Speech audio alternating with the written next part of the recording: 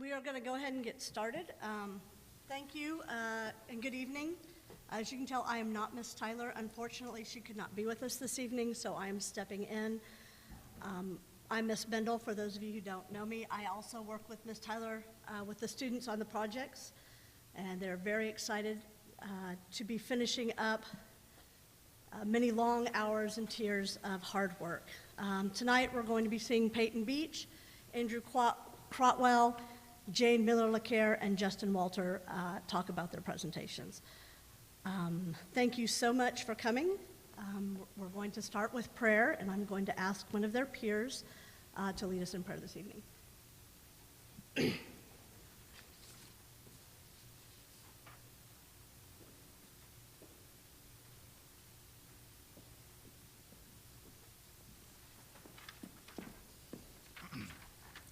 Let us remember that we are in the holy presence of God.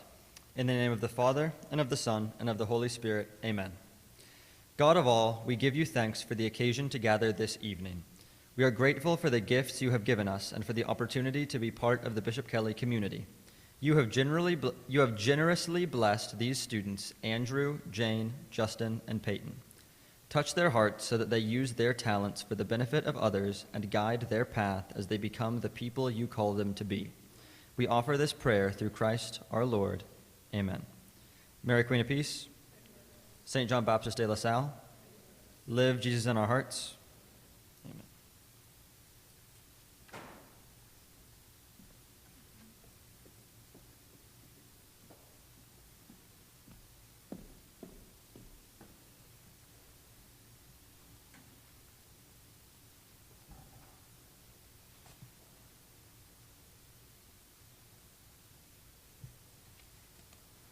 We'll begin this evening with Andrew's presentation.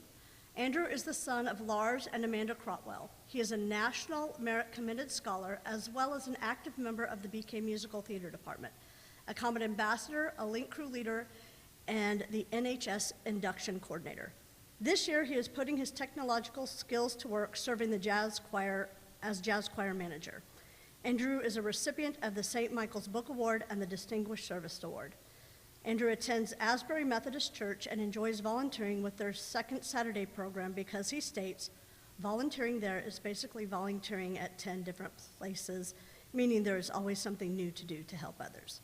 Andrew has applied to Baylor, Texas A&M, UT Austin, SMU, Rice, and OU. He surprisingly wants to pursue a career in computer science. Andrew.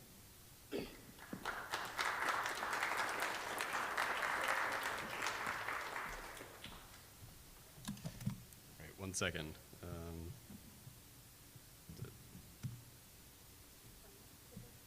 we go. I'm fine. Yeah. Hi, my name is Andrew Crotwell. I'm the computer guy. So I made a video game. This was certainly a choice to do. So I'm gonna take you through the development process and everything that I did. So I've got two quotes to begin with. 80% of success in life is showing up. And that's from Brother Bernardine. And well, I'm here. So that's something. And then video games are bad for you. That's what they said about rock and roll. And that's from Shigeru Miyamoto. He's the creator of Mario as well as other famous video games from Nintendo. So I think he's got some reason to be up there. So my history with video games is something fairly long. So I think the first video game that I ever really got into was my cousin's old copy of Super Paper Mario. Famously, the disc that we have has 4 save files, all got to the exact same point where I gave up and just started over. So since then, I've always had a passion for video games and computers. And so I've kind of learned what I can in the world of coding and just pursued it because I would like to make video games one day, and so I think this is a great starting off place. So what is my project? So I developed a video game from scratch on my own, not on my own, almost on my own. So this included the story, which just a brief overview. The game is called Crypt Crawl. It focused around a knight who goes off in an unnamed land, because I was too lazy to think of a name, who's kind of adventuring through this 7-tiered crypt to get treasure, the basic reasons for a video game to happen. So this would involve fighting 7 main bosses and doing all sorts of fun stuff in there that would be an interesting experience for the player. I also had to create the code and everything for the game. So this includes all the gameplay, the movement, enemy AIs, everything that works in the back. And something kind of surprising that a lot of people wouldn't realize about coding in a project like this is a good deal of it is done on paper. I've got a ton of random sticky notes and sheets of paper that are up in my desk trash can, because it would just come where you would just write out random pieces. You wouldn't know if you're going to put them in or not, but you may as well get them down on paper, because it's an easy way to just look at them and then try to work things out before you try to plug things in, where it then gets a little bit more complicated. I also had to deal with the art for a video game. I'm going to be honest, I'm not an artist. It's not my fault. So I had to purchase a fair number of things, but I also went out of my comfort zone and I made some stuff to some success, maybe. So that was an interesting aspect of things. The music. I'm also not a musician. However, I am lucky enough to have a friend who's a musician. Jonathan Reeder, he's here. I reached out to him one day and asked him, hey, can you make me some music? Boy, did he make me music. What he did was absolutely incredible. He finished his side of things before I was even starting. So, good for him. And then the final thing that I had to do was create functioning physics for a game. Because obviously, if you're going to be moving around a character on screen, you need him to not just like fly away or go through walls or just kind of disappear. However, this physics engine also included camera controls and making sure jumps worked and just all sorts of stuff. And really, I think it's kind of hard to look at a video game and think of every single aspect that goes into this, because even this is not everything, because the small scale that I did this on, I didn't have to touch marketing or extreme levels of concept work and everything, because it was just me. But whenever it comes to large-scale projects, there's so much more that you have to do. Okay, so what did I do this on? So this Game Maker Studio was my IDE, or my integrated development environment. And you know, Game Maker Studio, that sounds like a really, really easy name. I bet that's very, very intuitive. Oh, God. Yeah, that was horrible. Yeah, so this is the example of one of the workspaces that I worked on. So along the sides here, we've got all the rows of all my scripts, my assets, everything that goes into the game. In the center, that's a flowchart that follows the main character and all the different scripts that go along with him, and it's just, there's so much in there. And I've been working with it for way too long, and I still don't know how half of it works. It's great. Yeah. Okay. So this is the main character of the game. It's the knight. He's unnamed, once again, because I'm not good at naming things. So, you know, you look at this random guy, and some of you are probably wondering, like, what goes on within that. That. Boy. So this is 2 of the main scripts that went into the knight. Here, does the laser pointer work on this thing?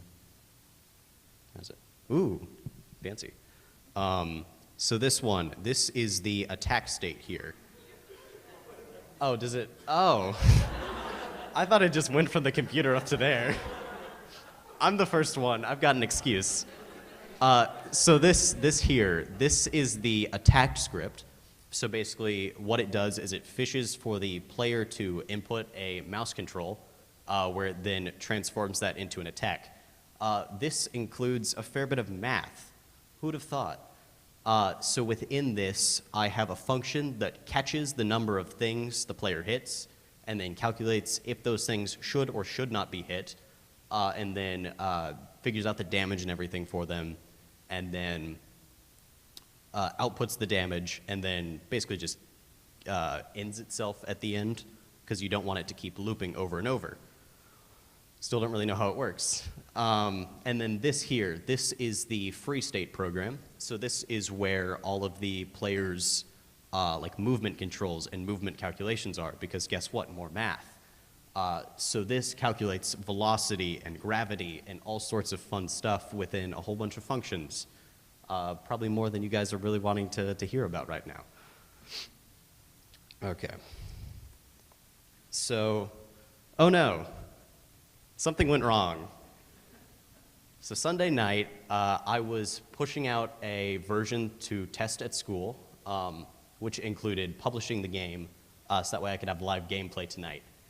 However, what I didn't realize is a portion of my drive had gotten corrupted, and it just so happened that those files that were corrupted were the files that included launching information for the version of my game, because I wanted to publish it in a language called HTML, meaning I could just open it in a browser and it would be fantastic and easy. However, that got corrupted overnight. I didn't realize it until then, so that meant Sunday I had to change my plan for my project. So instead, I decided to record videos of it working from my own desktop. And because I was just doing it from my desktop, I decided that I was going to focus less on the finished project, because I spent more time programming and working on development and everything. So I feel like it would be better to reflect that time that I spent by actually showing some of the development process and then how everything works. So let's jump on into this video here. Video time. Oh, before we start, I would like to apologize. This was a rush job done last night, so the sound quality is not good. You can hear me clicking and typing on my keyboard. I tried to mute my mic as much as possible, it didn't work well. I also recorded this in just a random program on my computer, but it's good enough. So basically here, I'm touring through the development window and everything. This is just some of the stuff that I was working with. You can see all the rows of tabs that I had up top. I'm just kind of flipping through scripts. Oh wait, I do want to say, this here is probably the single most complicated piece of code that I have in my project, and it was not written by me. By nature, coding is a very collaborative process. It's difficult to write your own code, and it's so much better if you have others working with you. So what I did whenever I couldn't figure out how to get this thing to work, I went on a subreddit specifically for Game Maker, and people were happy to help me and help me work out this solution. So it's important to give credit where it's due, because this was not me. Most of the other stuff was, though. So this is me just kind of showing the script. There's me highlighting that it is not my code.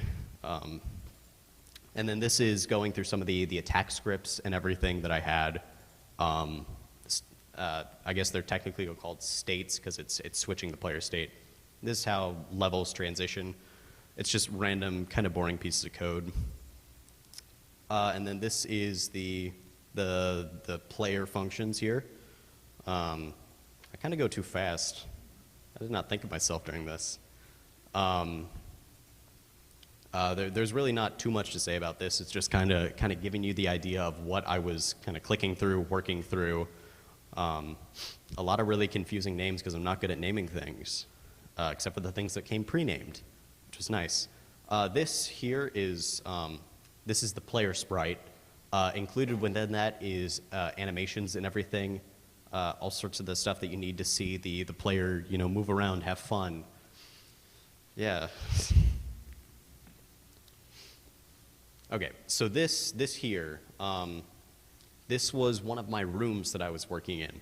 So these rooms are all the different levels that a player would walk through. And so involved with that is level design, once again working with my non-existent art skills to make sure that there is something visually pleasing to look at. But included within that is making sure collision works, that cameras work, that rooms transition properly, that you have music files working. And there's just a lot. There's a lot under the hood that a lot of people wouldn't expect. This is the example of just how I force transitioned rooms. It's just basically telling that that object there is looking to just put you in the next room once you hit it. And then this is me launching the game. I'm going to pause real fast. I would like to take a second here to appreciate the work of Jonathan Rader. This is some of the music that he just did. Fun fact about this song specifically, this was just him warming up, and then I told him, hey, I like that. Actually record it this time. So then he did, and he made it fancy, so I'd just like to listen to it for a sec.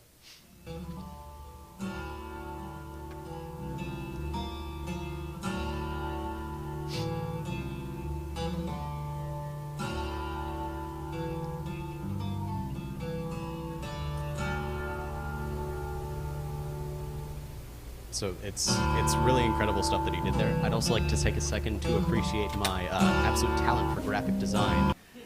I don't know if you could tell, I made this myself. I think it looks pretty professional. So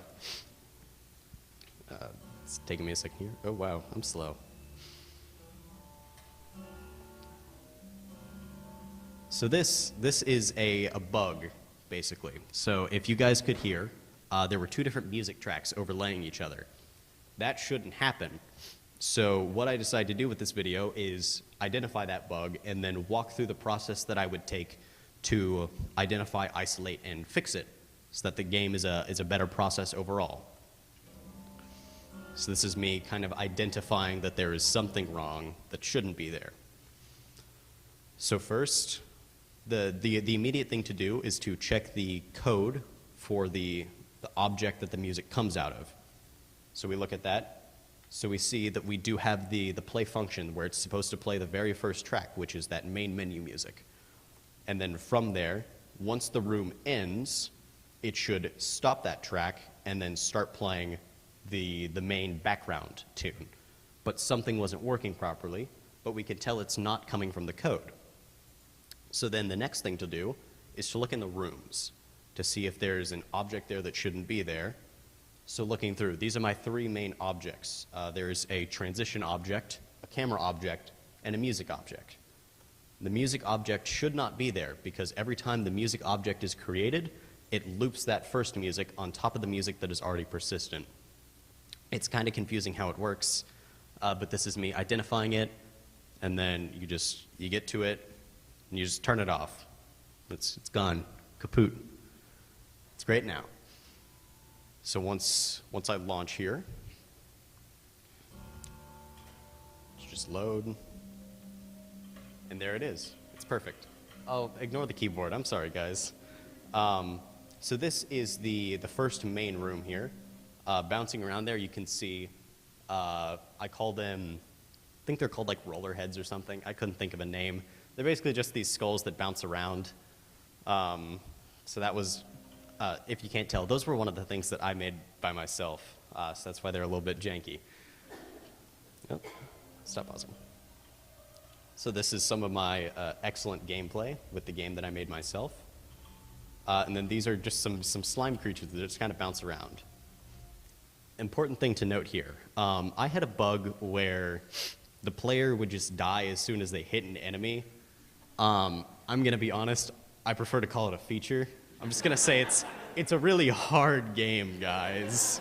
It's not because I don't want to fix it. So yeah, I automatically die, and then it resets the room because of a script that I had. And so this is me not playing my own game. That's me just hitting, because I remembered I could do that. Important thing to note. So with the attack function, I had a part in there that just kills all movement of any sort. That also included gravity. So whenever you hit, you just kind of float there for a second, and then you fall. It's a feature, guys. This is me just kind of wandering around. Because this is really just the first main level. At least it would be. Unfortunately, I don't have the level of polish that I would have liked. That's a broken room because that area is supposed to connect to one of the later areas in the map that I did not have time to fully flesh out. So it just, because there is no camera or player there, it just kind of freezes on you, so you have to restart things. It's a feature. I just keep saying that. It's kind of my thing. So once again, launching.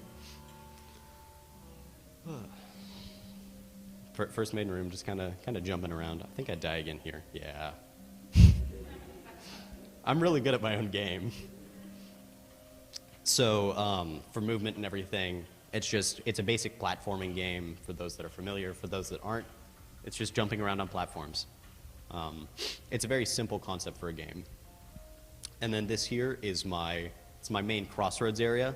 It's the last area that I felt really proud of how it turned out. Because I spent a lot of time working here, and then I realized I don't have this time to spend in other rooms. So this one looks good, in my opinion. The others I am less proud of. So then it's just kind of me jumping around here. I don't think I went any farther than this, just because I wanted to focus more on the actual development aspects. Well, let me check my notes for this area, see if I got anything else. I think this is the end of the video. Yeah, this is just me looking at the room, showing everything that's in there, all the rooms that I had. That should be, yeah, that's the end of things. So once again, my project kind of changed overnight, so I didn't have time to really fully flesh out my slideshow besides just this. So I'd like to go ahead and go over some of my successes and failures. So success. I mean, the game works. That's pretty solid. This has also given me concrete experience working with code and with game development that a normal student like myself would not have the chance to do before they get into the actual job market and start working. And then this was also this was fun to do most of the time. There were times where I hated this more than anything in the world, but as it was a net positive. And then some of my failures. So obviously the art. Yeah. I think I did fail some in my time management. I underestimated the amount of time that the back-end stuff would take, and I did not properly account for that, leaving a ton of work here in the last week, 2 weeks, that I really shouldn't have had. Another failure, my C drive broke, and so I lost the ability to publish it, but that has also taught me a lot of very important things, like managing my expectations. I had planned to have live gameplay and make it very exciting and be like, oh wow, look at that, I did that. Yeah, you don't get to see what's behind there. But I had to change that. I also learned how to solidly code, because this is a language that I was previously unfamiliar with, and I taught myself over the process of my project. Which is, it's valuable to learn how to teach yourself things like that. And then I also improved my time management, realizing that everything was there at the back end and I had to fix it all. And so I'm just happy with it. So I'd like to do some quick thank yous. So obviously, thank you to Ms. Tyler for running the Brother B program. Unfortunately, she is not here today. I would also like to thank Ms. Bendel for running everything tonight in the absence of Ms. Tyler, and also for your part in the Brother B program. I'd like to thank Jonathan for the beautiful music he did. I wish I had time to show everything he did, but can we just round of applause real fast? Yeah. Look at that guy. I would also like to thank my parents, especially my dad. He talked through some of the issues that I had with me, and he was an invaluable resource during the process of this. And then I would also like to thank my friends, because there were a lot of conversations that I would just stop talking in because I would think of something that I needed to do for my project, and I'd have to like pull out my phone and write it down in my notes app real fast, and I feel like it killed a lot of conversations. So thank you for everyone that put up with that. So thank you.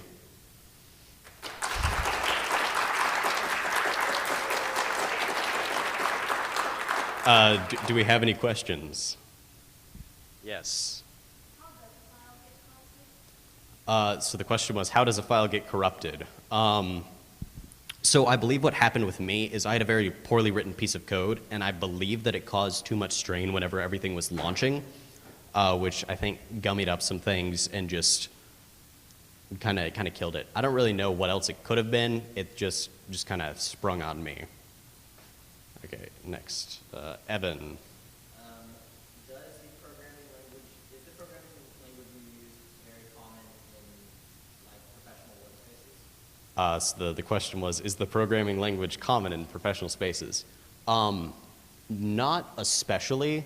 Its roots are. So the language was GML. Its roots were in a programming language called C, and I think there's also some Python in it. So those parts are, however, GML is only used within this development engine.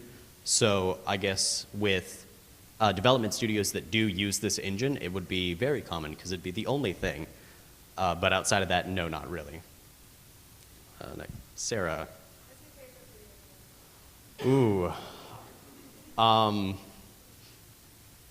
It's a hard question. I think currently it is Hollow Knight, which is a game that I almost directly ripped off my idea from. I guess not directly ripped off my idea from. It's where I got a lot of my ideas from. Let's call it that. It's another 2D platforming game. Of course, it is far more fleshed out, and it's a beautiful game. And if you are at all interested, I'd recommend you play it. Next, Ms. Pollard. Yes, I do plan on finishing my game. This is a project that I want to keep working on through college, and in whatever free time I have. I don't think I'm going to spend quite as much time and brain power on it. It's just going to be something that I pick up and work on whenever I'm in the mood and have nothing better to do, because forcing yourself to do a project like this in a very limited amount of time is a very taxing process, because it's a lot of just butting your head against a brick wall and just repeatedly hitting it until the wall breaks. Okay, Max. Do I plan on publishing it? If I finish it, yes. It's a very big if. Okay, Noah. I have a question from somebody who's watching live at home. They want to know, do you plan on adding voice acting to this game? And if so, I think the question also said, and if so, who? So I assume this comes from my dear and near friend Luke Breitmeyer. So the question was, do I plan on adding voice acting? Yes, I do, if I ever get that late in the stage, because it makes a world feel far more fleshed out than my world does, because at the moment, the player is just kind of silent and just kind of like walks while there's like super epic background music just going, and then the player's just like... Okay, next. Payton. What was my favorite part to develop? I personally love the code that went into the gravity functions and everything, because that was it was an odd amount of math for what it was, but it was a very interesting process, because I had to account for what objects were there, what the room's environment was, and kind of just create this value on my own that the engine doesn't actually provide for you. So that was a really neat part. Anyone else? Jonathan.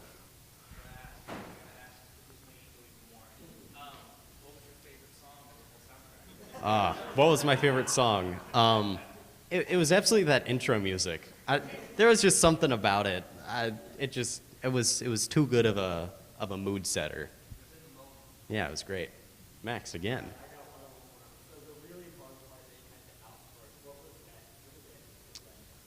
So the part that I had to outsource, that was a function that went on the end of the attack function, because the sprite automatically looped the attack animation where it swings the sword.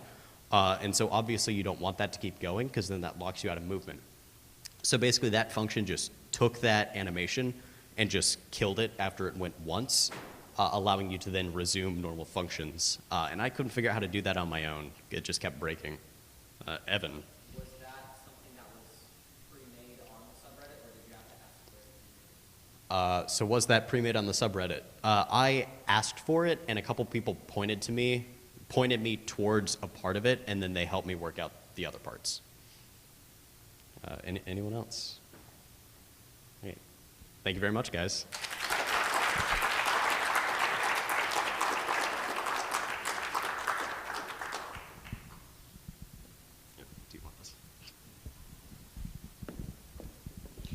Thank you, Andrew. That was fantastic. I didn't understand any of it, but actually, the one part I did understand was the losing everything at the last minute. Been there.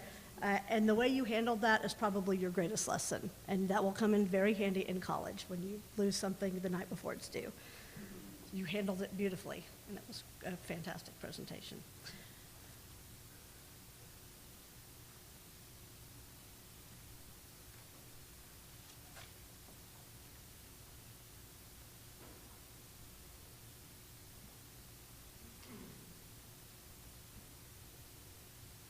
Our second presenter tonight is Justin Walter. Justin's parents are Diana and Joseph Walter. In addition to being a Brother Bernardine Scholar, Justin is a member of the Academic Bowl team, a bass drummer in the BK Drumline, and a member of NHS. Justin's a National Merit Committed Scholar and received one of the top performer awards at OU Math Day as a freshman.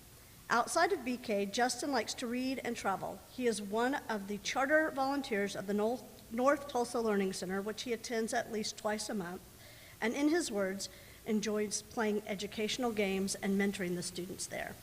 Justin has applied to Rose-Hulman Institute of Technology, Rhodes College, and TU. He plans to pursue a career in the field of mathematics. Justin.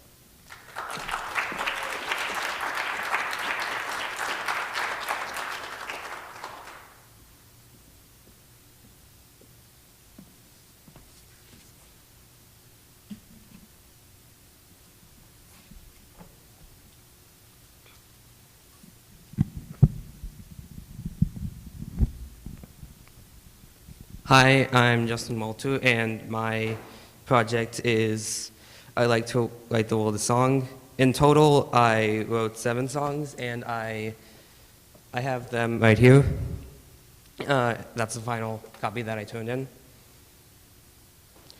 And my Brother Bernardine quote, "Music is one of the greatest gifts of all. It asks nothing in return, but that we listen." I found this very applicable to my project, and I find that music will be able to change you if you only let it. So why did I choose to write songs? So basically the thesis behind this project was music allows people to release their feelings in a way they cannot express in any other way. Because I was looking at songwriting as a kind of, like, especially writing the lyrics, as like a release of emotion. And I found that music transcends language. Like, even if there aren't any words, it still has a clear, like, meaning and feeling to it. And listening to music brings people pleasure and inspiration. And in writing my music, I was trying to find some of that pleasure and inspiration for myself that I found in other people's music. My sophomore research paper was about the process of songwriting. I was reading books from multiple songwriters about their own experience with writing songs. And I read books that they written for novices to make sure that I could clearly understand it. And I used this research to develop my own process of how I wrote all my songs. So initially, I had a lot of ambitious goals. I thought I would write 1 song each month for a full year, and that's 12. And I ended up writing 7, which is still a lot. So each song would include lyrics and then 4 musical components: the groove, the chords, the bass line, and the melody.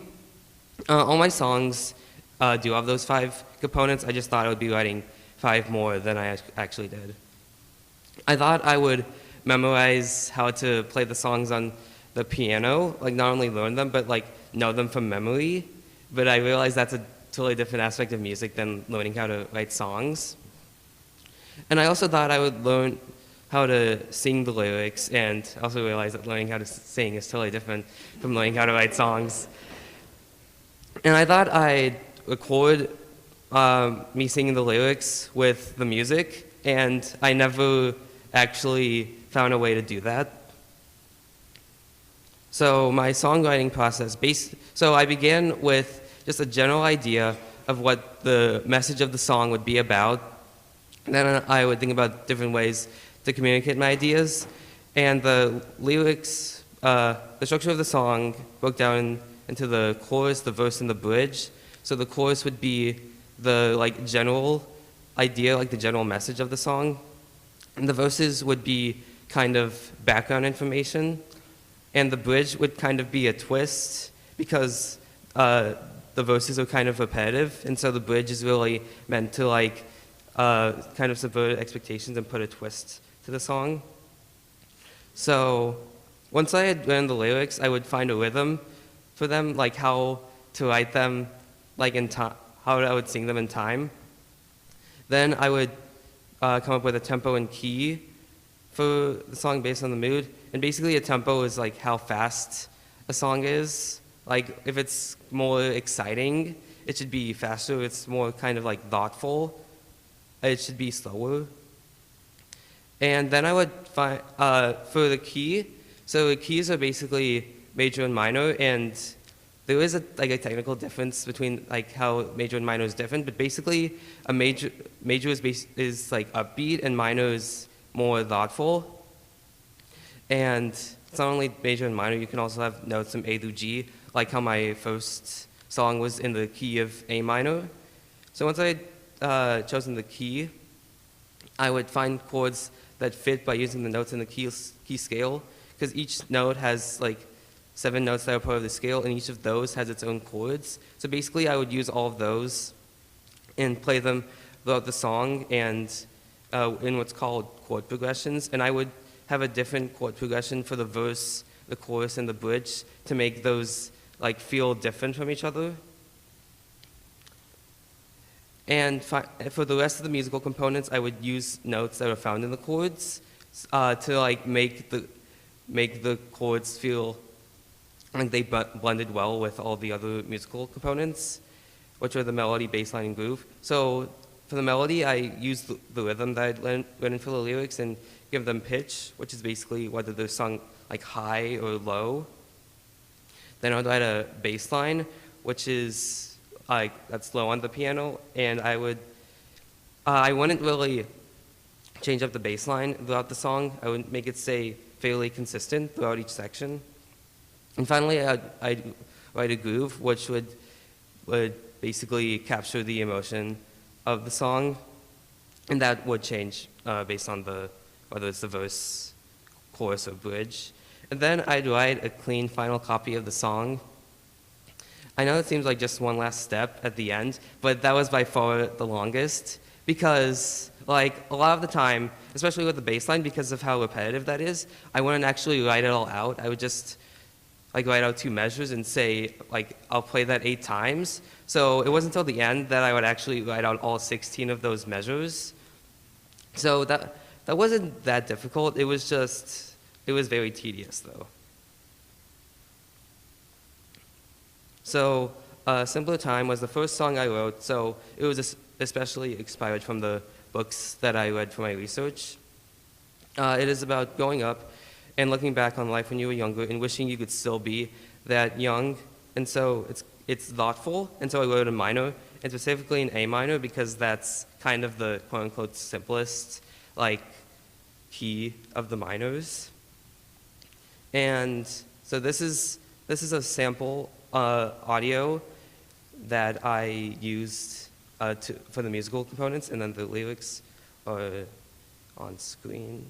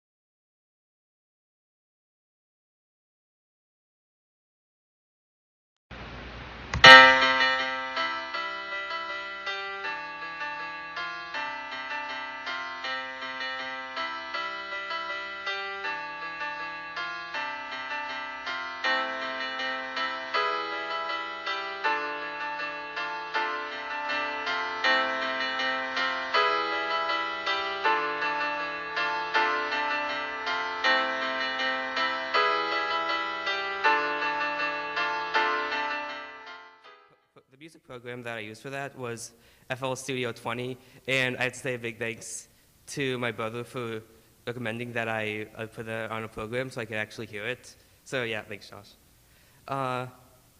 So failures and successes, I found that writing songs took a lot longer than I expected. I thought I would be able to comfortably write 12 songs in the time I had. It was very difficult for me to write even 7 because there's just a lot more than I thought there would be. And I discovered that I'm not a good singer, and I also never, as I said earlier, I never really found a way that I could have recorded lyrics along with the music anyway. And I found that recording multiple part music was difficult, particularly it was just kind of time consuming because of how long it took to put in the whole song worth of notes for the chords, the groove, the bass line, and the melody. But I also found that it was kind of a success in a way because I was surprised. I felt like listening to that, I felt like the components of the music actually combined really well, and I felt like I have been able, throughout my process of writing these songs, that I was able to write music that went with the lyrics pretty well. And I'm also happy that I was able to find an online program because it was just really good after writing music to actually be able to hear it and see to actually hear the work that I did. So I learned how to adjust my goals. Like how I said, I went from writing 12 songs to writing 7. I learned how to make it more reasonable and more true to what it's possible for me to do in the time I have. I learned how to improve upon my work multiple times, and specifically, I got a lot of help from my mentor, Mr. Grimes, for helping me with this, because he told me, he helped me on ways to write the notes, because the tails of the notes, I had them kind of on the wrong side, and I didn't have all the measures equally spaced on the page. So he was just telling me how to get better at that. I learned the importance of being organized.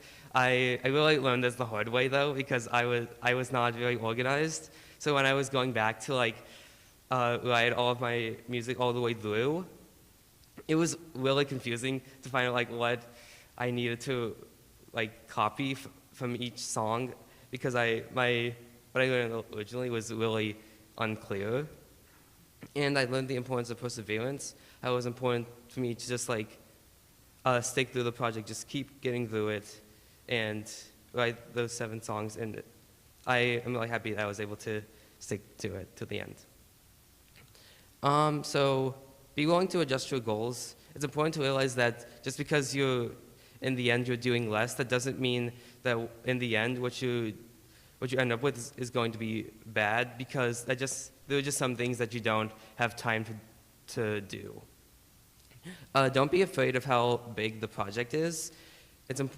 If I had thought of this as just I'm writing 7 songs, that would have been way too much. So I was thinking about it as I'm just working on one song today. I'm working on the groove. I'm working on the groove for the chorus today, and then tomorrow I'm going to work on the groove for the bridge. It's important to break it into really small pieces so that I could get it done. Be willing to make your work better. It's important to realize that what you've done isn't perfect the first time. That way you can know how to make it closer to perfect. And as for help early on, I'm really happy that I was able to get help from my mentor early on how to make the music the way it's written better, because if I had realized that a week before the project was due, I just would have turned it in knowing that it was not that good. Find what you can be dedicated to. It's really important, because if you don't care about what you're working on, then you won't really put in the effort that's necessary for you to make it good. How does this affect the global community? Music has a huge impact on the world, it connects, inspires, and comforts people. And as I said in the beginning, I really set about writing songs so that I could find some of that connection, inspiration, and comfort for myself.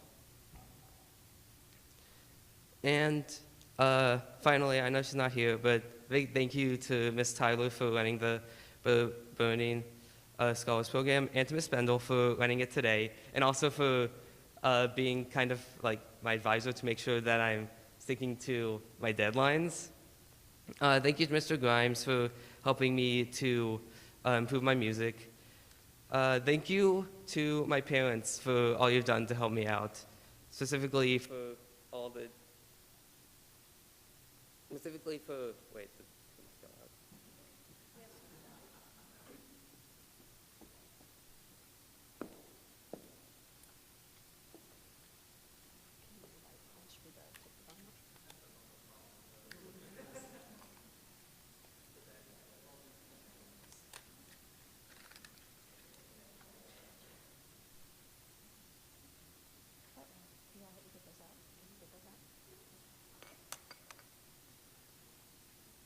How many people does it take to change the batteries in that microphone?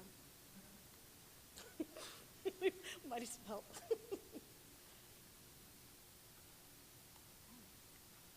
don't have any nails anymore.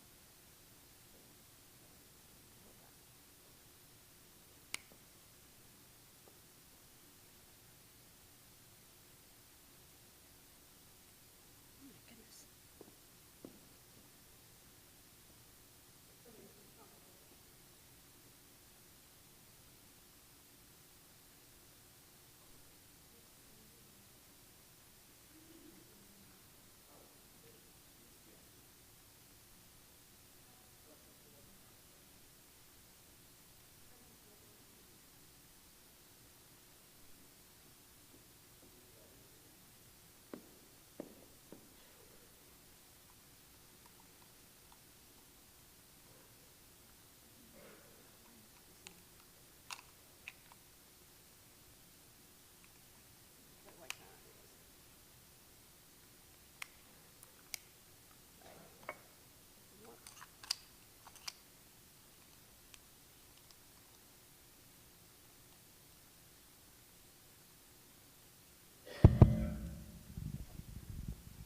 The live stream will only pick up the microphone.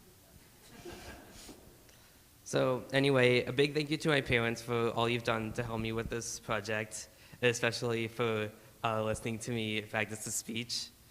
Thank you to my brother for recommending that I use an online program to hear the music. Also, thank you to Andrew for fixing this.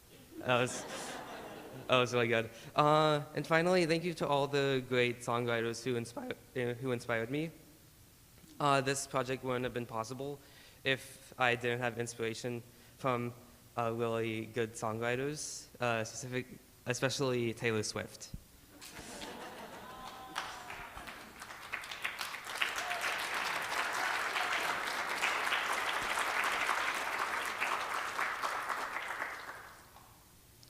Noah? Of the 7 songs, can you describe for us which one, when you were writing, which one was the hardest to write? Or like which one, yeah.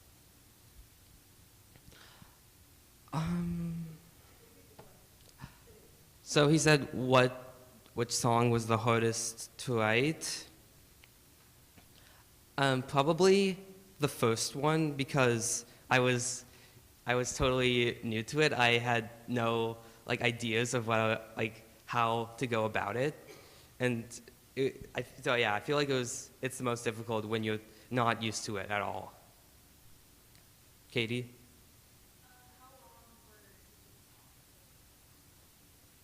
She said how long were each of the songs? I'd say about 4 minutes, although I only put the first one in the music program up to this point. I'm pretty sure they were about 4 minutes each. Caleb?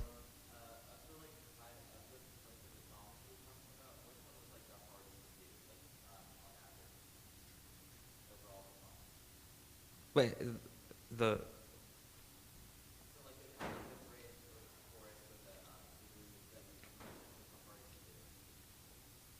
I would say the like the lyrics were definitely the most difficult to do because that's like being a lot more personal, I'd say, than any of the other musical components. Evan? Did you like learn music theory as well? You talked about music theory and stuff like that. Did you study like chords and stuff like that as well? Yeah, I did, like I had on that slide, I did use a chord wheel that was absolutely like indispensable to me in writing this. So yeah, there was some music theory that I had to learn to write songs. Jonathan? How was not only the learning process of making music, but also the process of just thinking of music and having that sound wrapped around your head and just overall having the process of putting yourself into a project that anyone hearing it can relate to? Wait, so you're saying how can like anyone here relate to this project? That or like how was the like process of making it kind of music? Like how did you feel the therapeutic? Yeah, I definitely felt like writing the lyrics was very therapeutic. Like as I said, I was looking at music as kind of a release of emotion. So I definitely felt that way about writing the lyrics specifically. Anthony?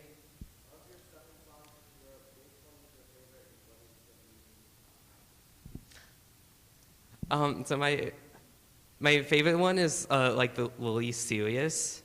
It's called "We Need to Share," and it's kind of it's really ironic because it's just about like kindergartners who are arguing about like a sandbox, and I was kind of seeing if I could make an annoying song on purpose.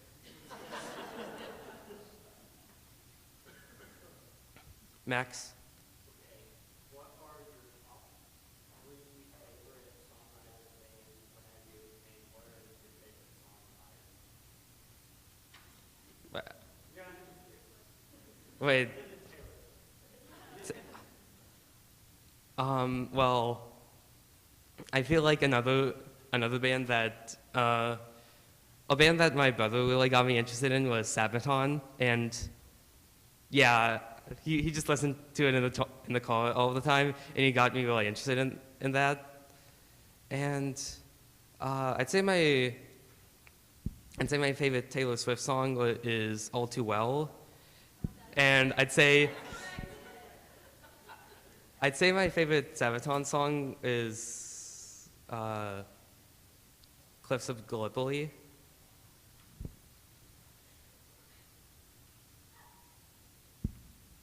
Oh, do you want me to say a third? Okay. Oh wait, do you want me to say another song?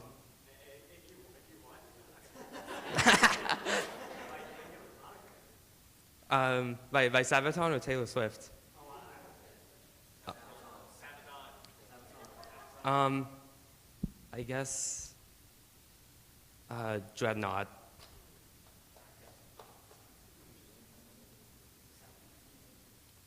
Any other questions?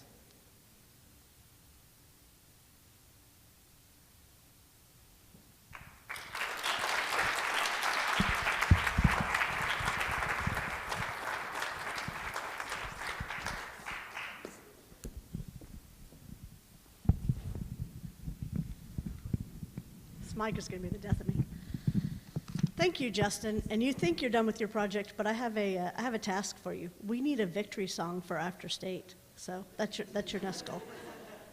No, really focus on winning state. That's the more important part. Thank you very much. All right, our third presenter tonight is Payton Beech. Payton is the son of Teresa and Pernell Adams. After auditioning for and participating in last year's talent show at BK, Payton was encouraged to audition for the fall musical and join the choir. This year, he is an active participant in the theater department and a member of the jazz choir. He is an inducted member of the National Honor Society and an alumnus of the National Academy of Future Medical Leaders. Payton loves music and loves to play guitar and hang out with his friends. Payton wants to attend OU in the fall and pursue the biology pre-med track. Payton. Okay,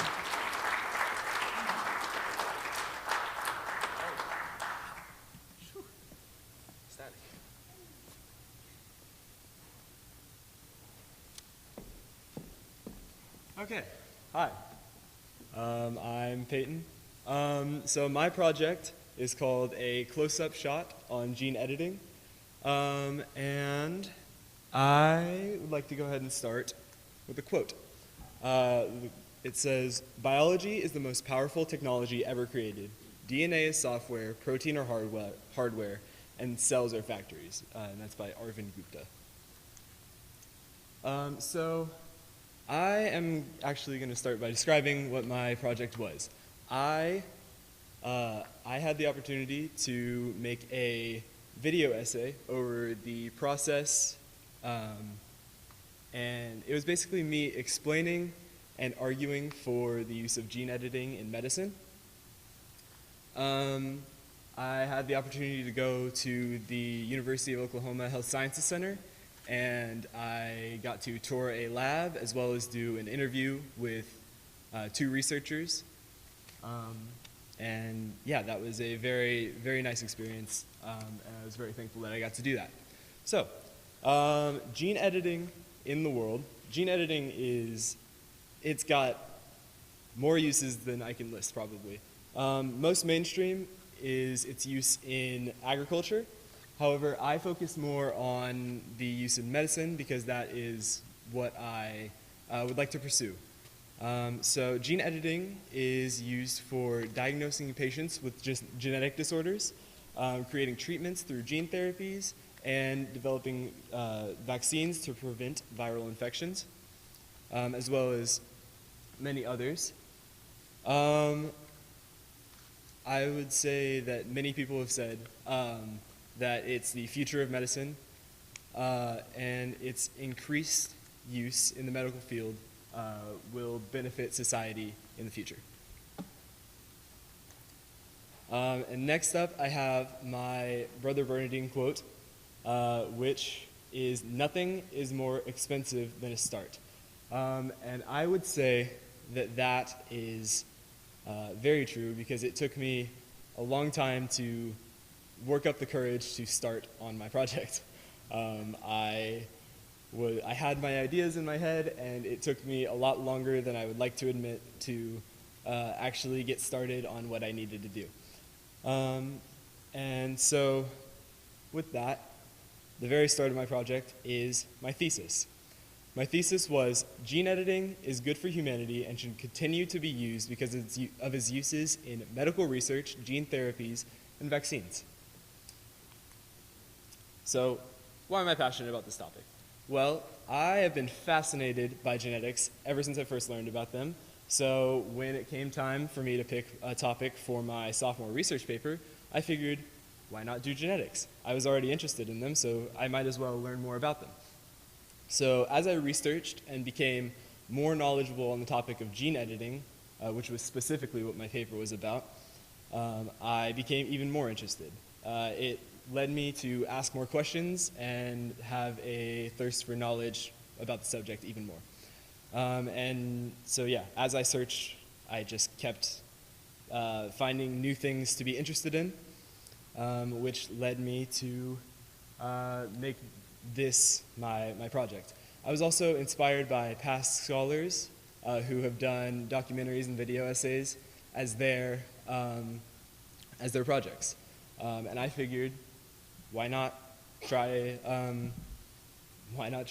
a video essay? Because it was something new, and I wanted to incorporate something new into my project. So my goals for the project were to learn about the uses of gene editing in medicine specifically, have a real-life experience in the field of gene editing, and then compile my research into an easy-to-understand explanation and argument, which I feel as though I accomplished all 3 of these goals.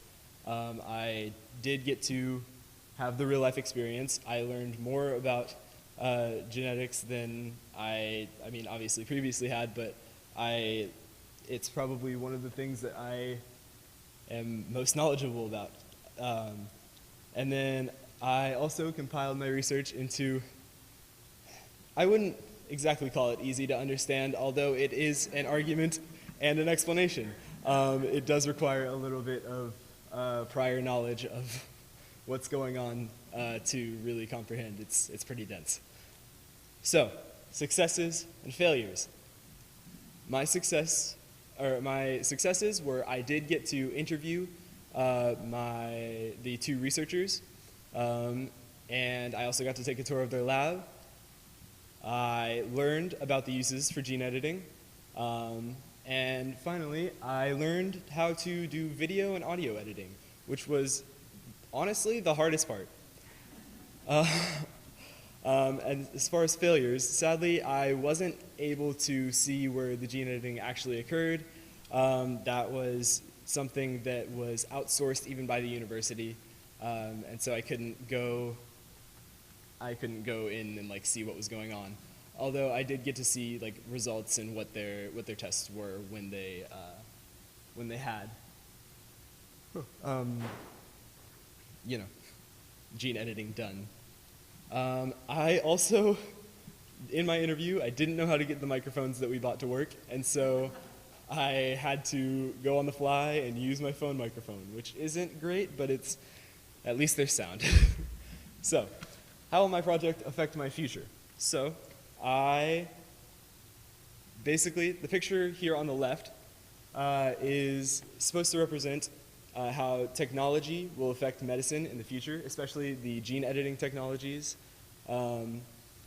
It's basically, I'd like to think that gene editing is the future of medicine, and so,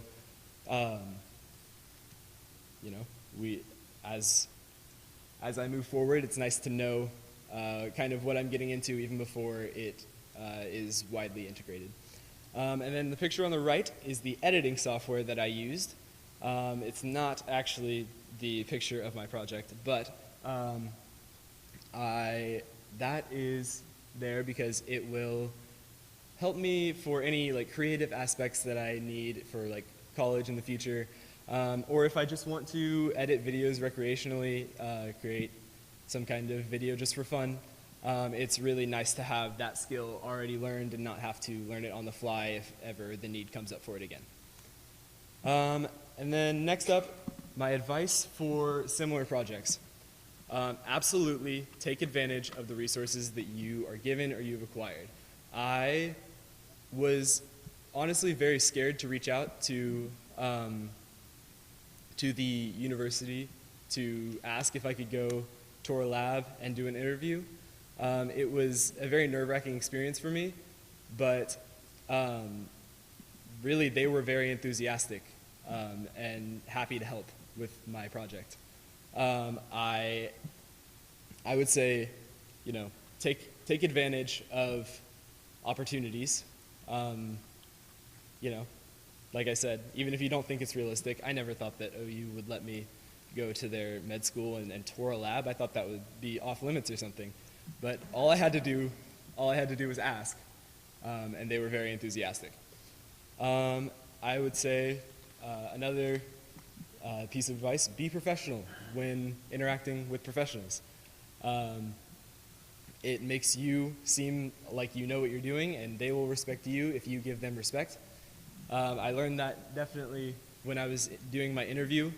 I had never practiced it going in, so we had to do a couple of takes to get it right. But I tried to be very professional, thank them for their time, And then finally, have a specific plan for every part of your project. Like I said, I went into the interview not knowing a single thing besides what I was going to ask. And then when it came to actually editing, I had no idea how to do it. I didn't even know what editing software I was going to use until the day I started. So having a specific plan is very, very helpful it's helpful to have a plan so that you can execute it the way that you want to. Yes. Next up, how my project affects the world's future. I started with how it would affect my future, and now I'd like to talk about on a more global scale. So my topic is very pertinent to the future of medicine. seeing as biotechnology is continually improving. The uses for gene editing are also going to increase. It's also becoming more widespread to use gene therapies as treatments. It's becoming easier and faster to develop. And yeah, I'd say the future of medicine likely lies in using gene editing to detect, prevent, and treat diseases and infections. And so it affects the health and future of the world greatly. So next up, this is my interview that I did with Dr. Conley and Dr. Bennett, who were the two researchers that I had the pleasure of interviewing. And so here we go.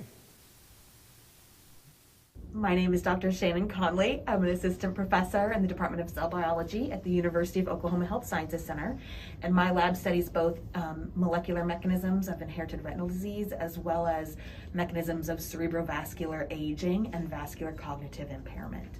My name is Dr. Leah Bennett, and I'm an assistant professor at the University of Oklahoma Health Science Center in the Department of Ophthalmology. My lab studies inherited retinal disease in patients, and I also study disease mechanisms associated with those inherited eye disease. First of all, I'd like to thank you guys for allowing me to interview you. My first question is, what would you say has been the most important advancement in genetic modification, testing, editing in the past 15 years and then again in the past 15 years? So I think if you're looking at a span as large as 50 years, you have to go sort of back to the middle of the 20th century, where we first developed the tools to manipulate and study DNA. I think it's really hard to overstate how much that basic knowledge and those basic molecular biology tools really advanced things. But then I think if you're in a more compacted span of time, in the last 10 years or so, the ability to do targeted genome editing using a variety of different systems, of course the most famous one is CRISPR and Cas9, has really revolutionized both the way that we can study things in the lab as a tool and the way we can think about developing drugs. I think with the sequencing of the human genome and then how quickly we have progressed in our technology and our ability to sequence individual patients' DNA to find their genetic mutations, so we can do genetic testing on patients and test their entire genome in a relatively quick amount of time and pretty cheap compared to previous technology. So I think our sequencing technologies has really advanced the way we do research. What would you like to see within the next 10 to 15 years in terms of either achievement or advancement? So I think one of the things that I'm most interested in is seeing how the ethical conversation around genome editing advances. I think we are probably at the point already where our technological tools have really gotten to the point where they could be dangerous if applied incorrectly.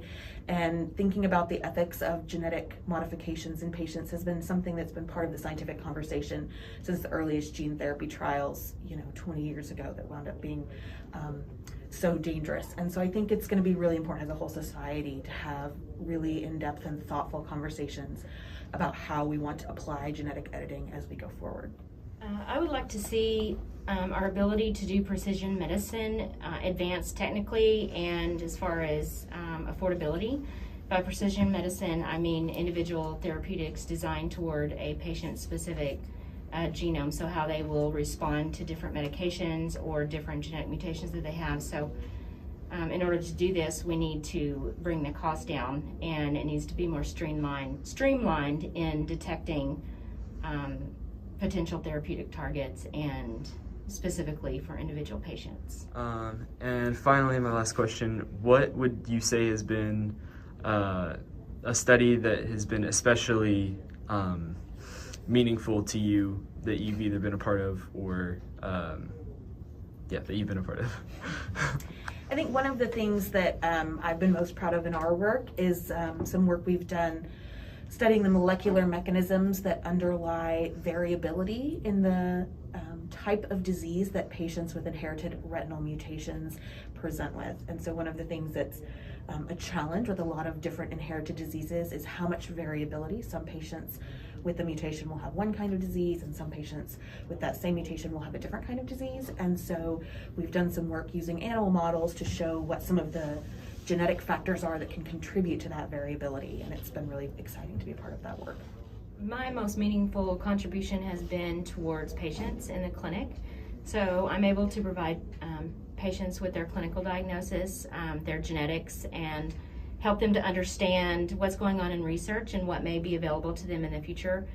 I'm able to connect them with clinical trials and just provide them with the one-on-one attention and time that they need to really understand their disease, and that to me has been the most rewarding part of research.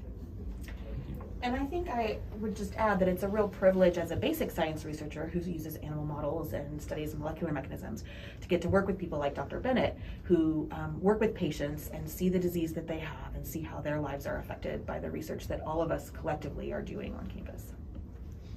All right. Well, once again, thank you very much for allowing me to interview you and take a tour of your lab space. Yeah, I'm really appreciative of that.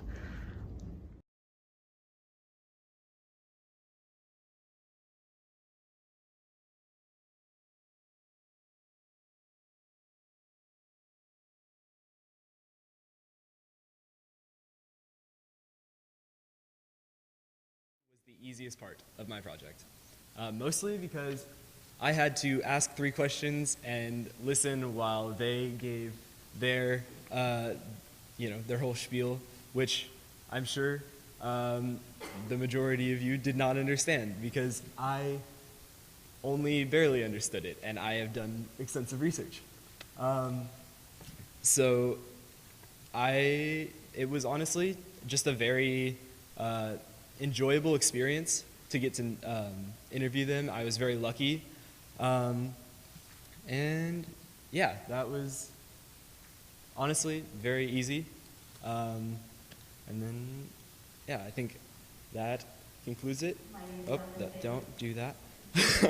And then finally, I'd like to do my thank yous.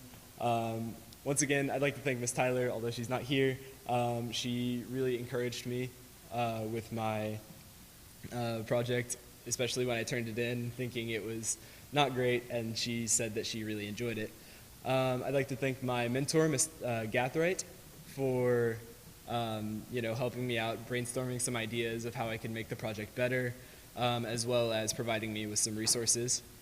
I'd like to thank my mom, Parnell, and Connor, my mom and Parnell, for driving me to Oklahoma City so that I could go visit the campus, as well as inspiring me and supporting me all throughout my process. And then my brother Connor, because he is the one who taught me how to edit.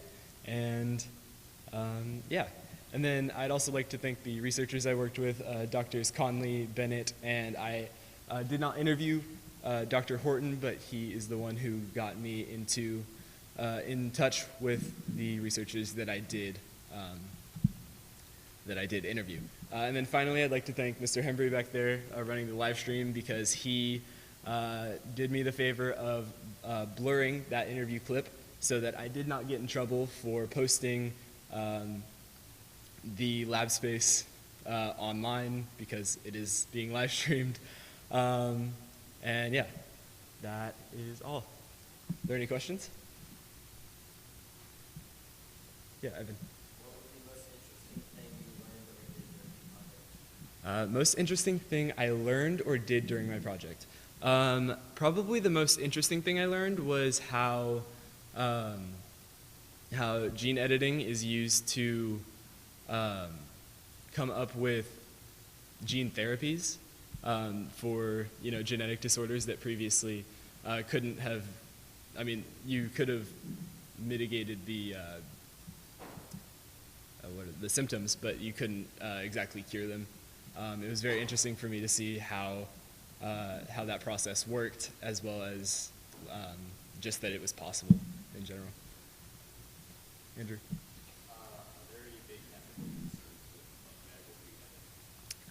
Yes, absolutely. There are definitely ethical concerns. Dr. Conley kind of touched on that.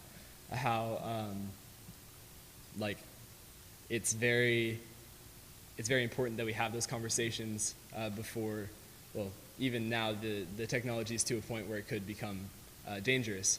Specifically, one that is brought up a lot is the concept of designer babies, where you basically, like, if you want your child to have blonde hair, blue eyes, have perfect skin, or anything like that. But it also could help to mitigate the risk of Alzheimer's. So it's a pros and cons situation. Yeah, Justin. My favorite part of the project was by far the interview. Doctors Conley, Bennett, and Horton were all lovely to work with, and I was very thankful that I got to do that. Yeah, Avery.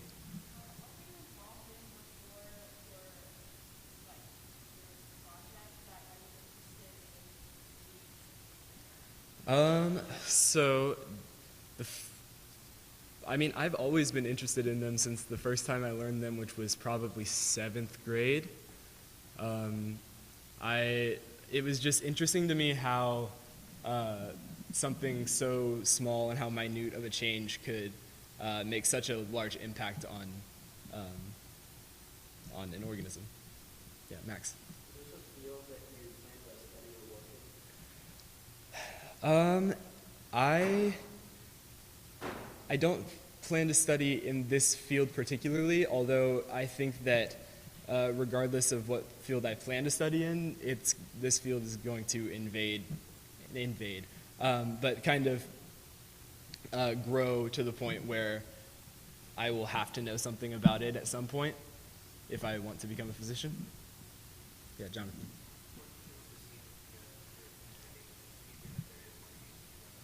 Well, yes, I would like to see that that there is a future, but I would like to see continued use and continued growth, where it's more widespread, more available for people who previously would have had no hope of.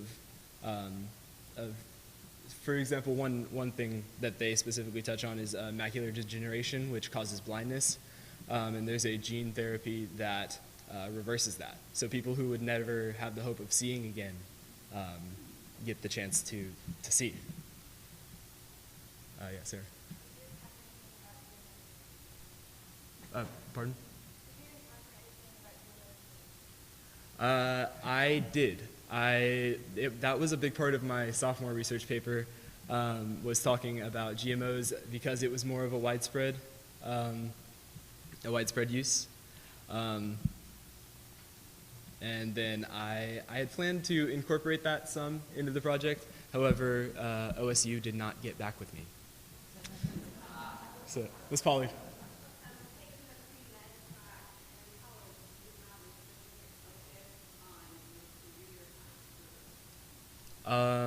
Other than wanting to be a physician in general, I have no clue as to what I'd like to do in terms of like a specialty. Anybody else? All right, thank you.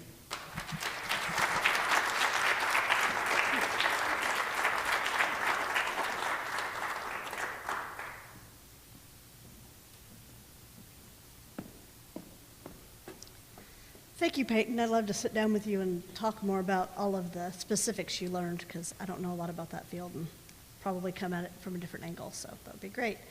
And every time I've gotten up here, I meant to say, and I keep forgetting that Miss Tyler is not only with us in spirit, but she is watching you guys via live stream, and she's texting me, and she's very proud. So, our final presenter tonight is Jane Miller-Laquerre. Jane's parents are Anna Miller and Tim LaCare. At Bishop Kelly, Jane is on the volleyball team, a member of NHS and the D&D club, and a member of the SPCA. She also plays club volleyball and enjoys reading. She's a parishioner at St. Pius. She enjoys volunteering at the Tulsa SPA because she gets to help animals. Jane has applied to Wichita State and the University of Central Oklahoma. She plans to pursue a field of study in something related to neuroscience, psychology, forensic science, or linguistics. Jane.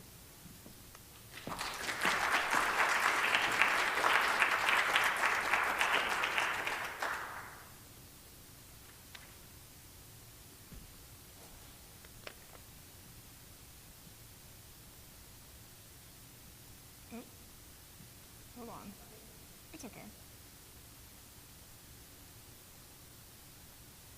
Okay. Hello. Of course, my name's Jane, and my project is over photography as an artistic presentation. So the quote, "We are making photographs to understand our lives, what our lives mean to us," by Ralph Hattersley, pretty much encapsulates my whole project.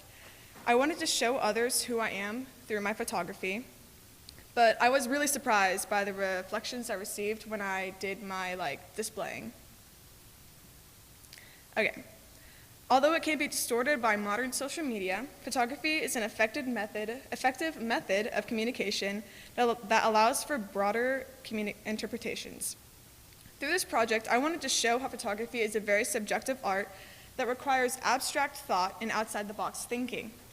I wanted to bring awareness to the fact that people do not always present themselves as who they really are. I've always been passionate about videography and photography, so I knew that I wanted my project to be about this. Overall, my purpose of this project was to allow myself to open up on ways that I struggle with. Going along with that, I wanted to show that by looking at others' photography, people can get a good feel about who you really are. I wanted to see what others thought of me and how different people interpret the same photo. I also wanted to see, even though I know what I was trying to portray, how others would see it. But before we get into that, I needed to talk about this woman right here. So one day, as a lonely sophomore in Miss Yannick's humanity class in a sea of seniors, she talked about a final project, everyone's favorite topic. And so the whole part of it was we were to research someone and create this artistic representation that kind of copied their techniques. And so the person I chose was Vivian Maier. Vivian Maier is an actually recently discovered photographer who was only found in 2007 when this kind of creepy dude who just buys storage houses bought it. And so when he was rifling through it, he found just thousands, and I mean thousands of just photographs that this woman took. I think I mentioned 100,000 negatives, just the negatives, not even the colors that she took. And she had just hidden these in this storehouse throughout her whole lifetime without showing anyone. So a little bit about Vivian Maier. She is a native U.S. citizen born in 1926 who found a stable career as a babysitter and nanny for many families. Despite being part of all these families, no one knew that she was a photographer. She spent 5 decades consistently taking photos where most of them were shot in Chicago and New York City, but she also went internationally. So I think some of the ones she took were in Vietnam during the Vietnam War and also in Peru. You would always see her from accounts of when she was alive. People would always see her with a camera anytime she was outside. So when she took photos, she literally just click. There was no posing, there was no asking people to stand still. She just took what she saw. And her spontaneity is evident. There are photos of a man sleeping in his car, which is kind of creepy, but there's also photos of just crying children. So I don't know who, it's a special woman. Maier had no one that truly knew her. There was no accounts of anyone who was close friends with her. She was never married, and she had no children. And her photography is said to reflect that isolated third-person life she felt like she experienced. However, all interpretations of her work can depend on the viewer. For example, the photo on your left could represent how lonely Maier was in a society that valued marriage and children in young women. Or it can mean something entirely different. As I said, photography is a very subjective art. So throughout my project, I tended to photograph my life in a way that whenever I felt strong emotions or impulses, I would just take a photo. I took it with my phone, so could be why some of the photos kind of look really, not as well as I'd hope they would look like. But I tried to limit the posings and stuff. And throughout this process, as I said, I successfully only used one source, my old phone. So like the results would depend less on the type of phone I use, and so like the different qualities of the different cameras. Another success is that my family tends to travel a lot. I think in recent years my family has traveled to like the Florida Keys, we've been to New Orleans. I think this past summer we drove along the Pacific Highway in California. But despite all that traveling, it's really hard to remember to just take a photo because we're so used to like taking photos in like these really touristy areas. So like when you're just casually walking down the street, it's kind of hard to just like, oh yeah, click. So, and then another thing that didn't go as well as I thought was like the photo results. The example I have under the failures, it just like, what I saw didn't transfer well into what the photo looked like. So it didn't really capture what I was trying to say. And then, of course, COVID had a big part in the project's progress over the past years. Just because where my family could travel was limited due to the different states, like COVID regulations and all that. And then there were moments in crowds where I wanted to take photos, but it's just kind of awkward when you're the only one with a phone out taking photos. And so I was really scared that someone would come up to me and be like, why are you taking my photo? And I wanted to avoid that confrontation. So to display my project and get a general consensus about who people thought I was based on the photos, I was originally going to display them in front of the B-wing, in front of the display case, but that evil procrastination took over. And so I ended up putting them up in the library, hoping I would get like the same results, and I got an amazing 4 answers. I was like, and then I knew I had to change what I did to get the responses I wanted. So I asked my parents and my sister who's in college to spread my photos in a Google form I've had out to their friends and coworkers so that I could get a bigger sampling pool and get a bigger, more than 4 is what I wanted. And I did. My whole goal was to have people who do not truly know me look at my photos and decide who I am for themselves. To be honest, I was not expecting like really heartfelt stuff, but there was one that really hit me. It said, I believe the photographer is a very structured and genuine person who seeks connection with their environment and its inhabitants on a very honest level. I believe that they feel somewhat insignificant in the vast scheme of it all, and they are driven to find their place among the ever-forward motion of the world. This person's response really made me think about who I am and how my photos really reflect that, which is what I'm not asking of like myself and when I look at other photos and like how that might reflect others, but that's how I wanted people to look at my photos. And then there were some responses that basically just retold what the photo showed. For example, someone's response was, I vacationed in San Francisco, which is not wrong, but this surface level response is what I'm trying to dissuade people from doing. I'm trying to get people to look deeper into the lives of the photographer and see the little details of their personality that are hidden in their photos. What I learned is that photography is a hard language to pick up. It involves deep introspection and looking at the details rather than just what the cover shows. You learn who the person is through the photos, subjects, and its focus. People are not what they seem. I also learned how to take photos more confidently. As I mentioned before, I was really scared of people coming up to me and like telling me not to take photos.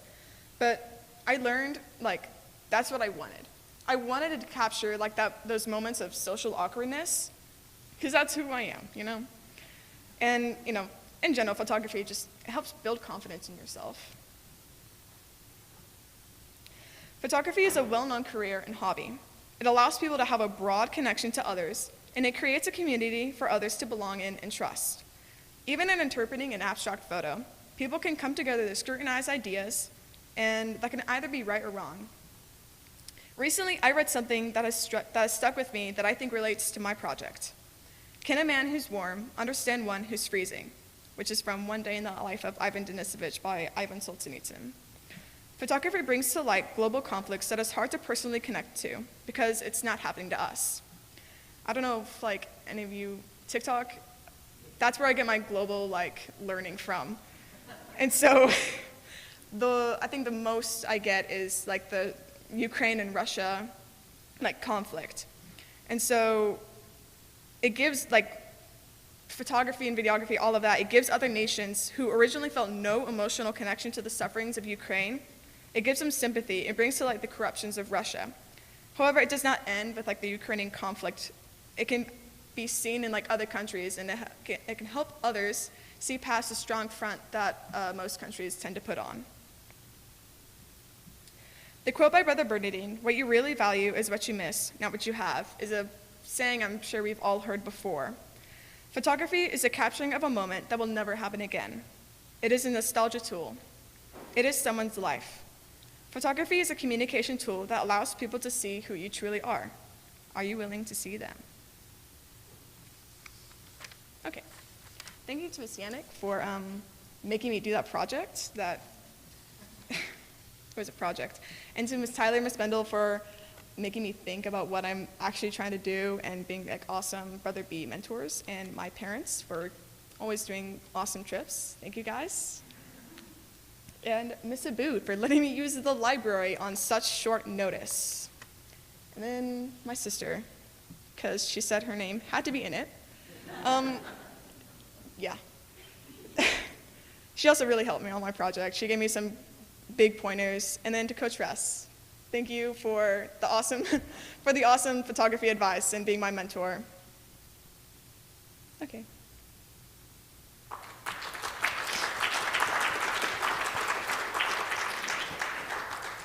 Yeah, Justin. My favorite photo I took, I don't think it's in here, which I'm really sad about, actually. I should have put it in there. It's a photo in New Orleans of a horse in front of the cathedral, and they had like these, you know what they used to tie horses to? I don't know what it's called, but it basically, what? Yeah, like a hitching post. It had like a picture of, or not a picture, a sculpture of a horse head on top of it. And so it's just a photo of the horse, sculpted horse head, and the horse, actual horse, just looking at it. And like, that's my favorite photo. Yeah, Sarah.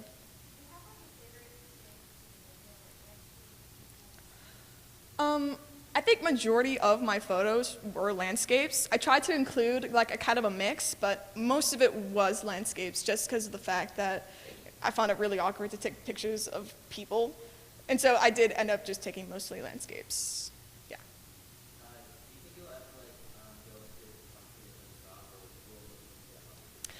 It'll probably stay a hobby for me because what I'm interested in is like finding like little details in things. So it'll probably most likely just stay a hobby. Yeah.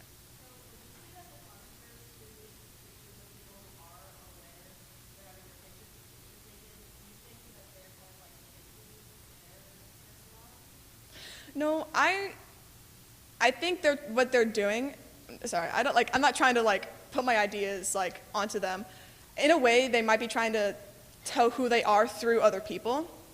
So, like, I'm not saying they're being fake. I'm just, like, the way that Vivian Meyer had done it and the way I did it is I showed who I am through, the little details in just, like, nature and, like, the natural life.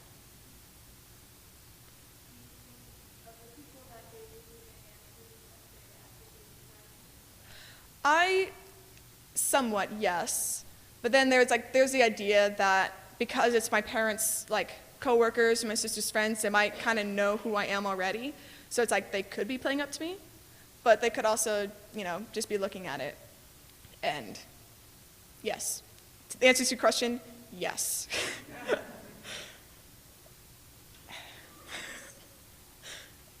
What, Sarah?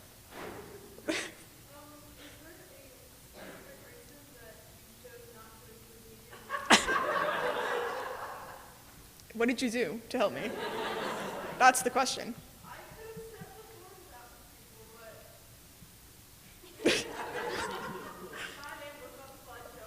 Okay, but any other questions? Yes, Mother. What do you think? So it's interesting because you put out a question looking for people to interpret your photos to give you information about yourself. But what do you think is happening? What's also happening on the other end? The people who are looking at your photos and telling you how they feel about the photos. What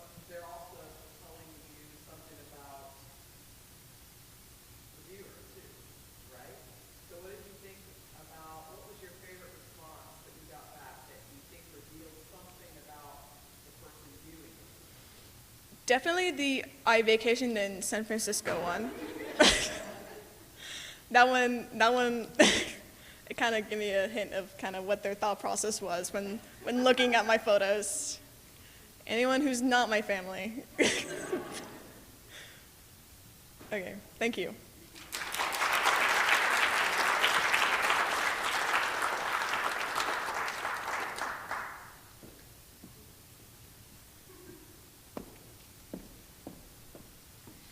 Thank you. In concluding the evening, I want to thank the students first for their hard work and their commitment to the program and willingness to push themselves. I'm going to cry.